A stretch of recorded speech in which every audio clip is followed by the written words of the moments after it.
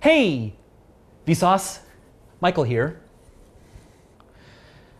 Not knowing what to do with your hands, or offering a handshake when the other person offers a fist bump.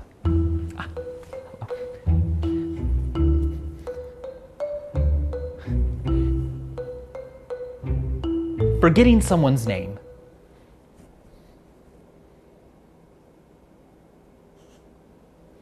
Not having anything to say and forgetting your phone at home so you can't be distracted by it.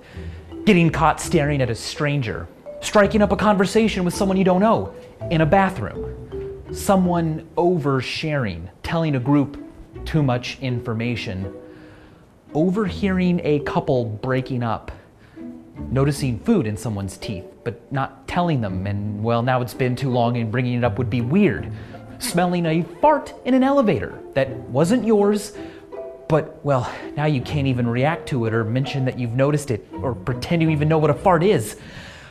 All of those things are awkward. We don't like awkwardness. It makes us uncomfortable, cringe. But what is awkwardness? Why is it good? And who is the main character of the universe? To really understand awkwardness, we need to put it in context with the entire family of forces that guide social behavior. Think of this sheet of cardboard as a list of all possible behaviors.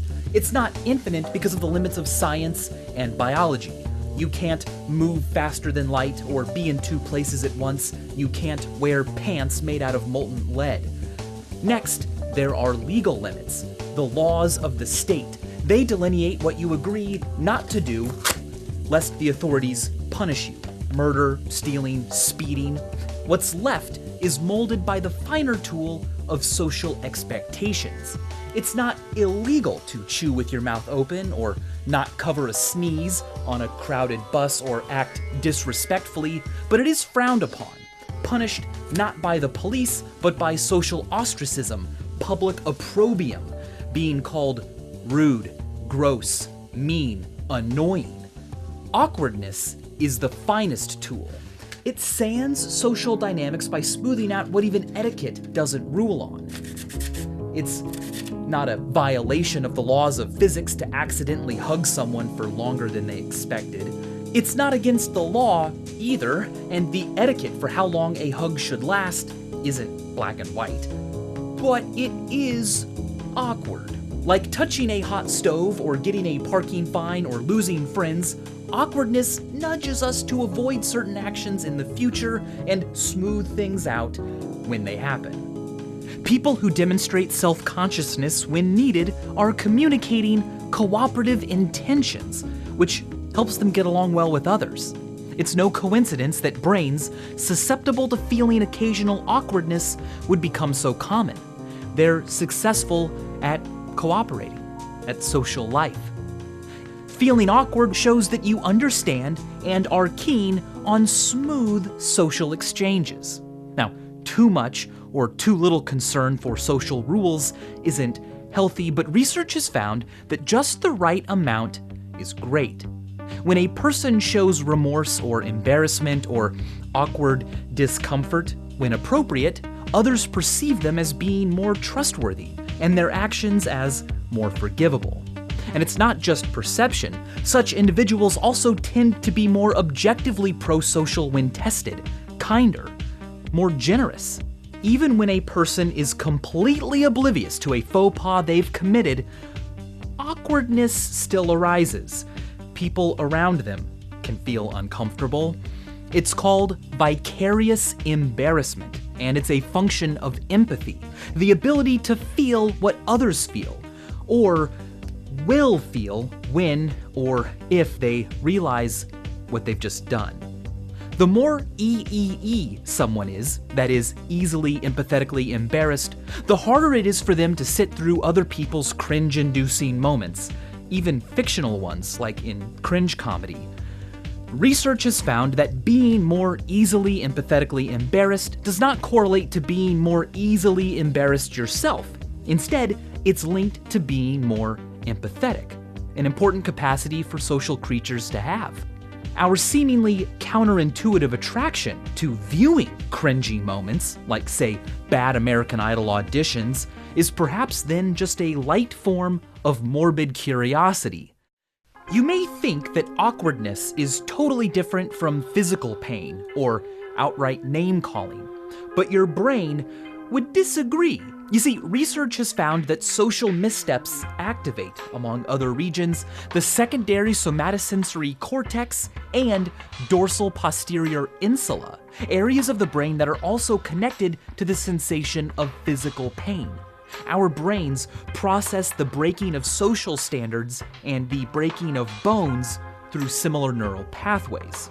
Likewise, the same sympathetic nervous system that mobilizes you to deal with physical threats, fight or flight, is activated by social challenges, where awkwardness or embarrassment might be at stake, like events where you are very aware of being watched, speaking in front of a group, or embarrassing yourself in front of onlookers, or having nothing to say on a first date.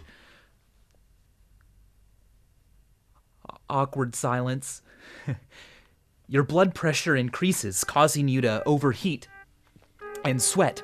Oxygen is needed for fighting and running, so breathing increases and digestion shuts down, causing nausea and butterflies in your stomach.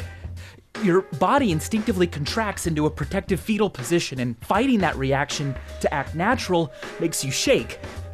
Blood vessels in your extremities contract to prioritize major organs, leaving you with cold fingers and toes and nose. These symptoms don't alleviate awkwardness. They compound it, but that's history's fault. Long before human social dynamics were complicated enough to involve, is it one kiss or two, or politics at Thanksgiving dinner, we developed primitive reactions to physical threats and haven't had enough time yet to evolve newer ones. Self-conscious anxiety can be tough to get out of our minds after we've done something awkward. Fixating on social blunders is easy and hard to overcome. Why was I so unsure, so unconfident, so awkward? Well, some of the blame may lie with the neurotransmitter oxytocin. Oxytocin is sometimes called the love hormone because it modulates prosocial feelings like trust and attachment, which it does.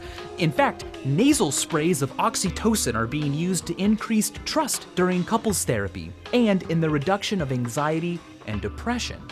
Though there are fears that it could also be used to deviously increase trust and make a person more susceptible to con artist schemes. But oxytocin also modulates negative social feelings like fear and anxiety. A dose of it makes people better at recognizing the facial expressions for disgust and fright. It's also involved in the feelings that make us approach or avoid certain social stimuli. And it may play a role in making positive and negative social interactions more salient in our memories. That is, stand out more, command more of our attention after the fact, make us think about them more. Negative ones especially, because of what psychologists call negativity bias. All things being equal, negative social interactions and negative emotions have a greater impact on our mental states than positive ones. In fact, we have more words for negative emotions than positive ones, and a richer vocabulary to describe them. Thus, such memories and thoughts can be tough to just get over. What does the other person think of me? I was so awkward. Are they telling other people? We replay social encounters in our heads over and over again. Surely the person we were awkward with remembers us the same way we're remembering ourselves and is equally fixated on that awkward thing we did. Or are they? A great wet blanket for smothering the fire of self-conscious anxieties is perspective. Consider the famous advice of Eleanor Roosevelt. You wouldn't worry so much about what others think of you if you realized how seldom they do. As much as you obsess over yourself, you're not the first thing on everyone else's minds. They're worried about themselves, what you think about them, and more importantly, what they think about themselves. You're not the center of their world. Another famous old piece of advice tells us that in your 20s and 30s, you worry about what other people think about you. In your 40s and 50s, you stop worrying what other people think about you. And then finally, in your 60s and 70s, you realize that they were never thinking about you in the first place. The tendency to act and think as though you are the true main character of the universe has been called protagonist disease. It seeps into our behavior all the time. For instance, the fundamental attribution error. When evaluating actions, you often view yourself as a complex character acted upon by various challenges and antagonists, whereas other people are seen as just one-dimensional background characters with simple, unchanging roles. The guy who took way too long ordering in front of you this morning, well, he's obviously just an innately annoying person. That's his entire purpose. But when you take too long ordering, well, it's because the staff was unhelpful or you were flustered, preoccupied by an earlier conversation. You are the main character after all. You know a lot more about what's going on in your life. It's easy to live like that. There isn't time or mental space to consider every other person as complicated and fully fleshed out. But they are. The realization of this has a name given to it by the Dictionary of Obscure Sorrows, one of my favorite resources and now YouTube channels. They wrap profound concepts up in tiny little word packages. To be sure, giving something a name doesn't show that you know it or how to feel about it, but nonetheless, words put handles on things so we can manipulate them, hold them down, offer them to others, feel bigger than the concepts they label. Now, their word for acknowledging that you are just an extra in other people's stories, not even cast in most of them, is sonder. This is their definition of it. Sonder, the realization that each random passerby is living a life as vivid and complex as your own, populated with their own ambitions, friends, routines, worries, and inherited craziness.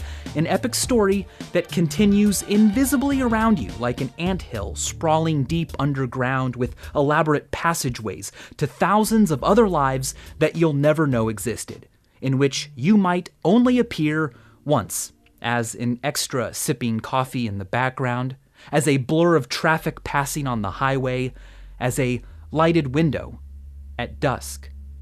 Acknowledging this makes your awkwardness look small, but it also makes all of you look small. Tiny, a needle in a giant haystack, but nonetheless in possession of a big idea. Your blemishes are lost from far away, and so is your uniqueness, but the view from way up here, well, it's unbeatable. And as always, thanks for watching.